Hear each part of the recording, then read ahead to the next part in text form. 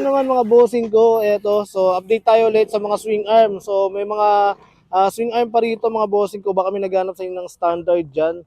Standard, tsaka plus 3 mga bossing ko. Yan ang swing arm dito.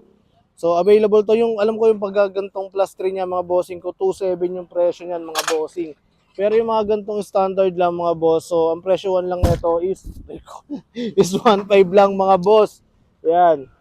Yan, ito yung mga player, ano niya rito, swing arm niya mga bossing. So iba-iba yung kulay, merong orange, merong pula, tapos may gold mga boss.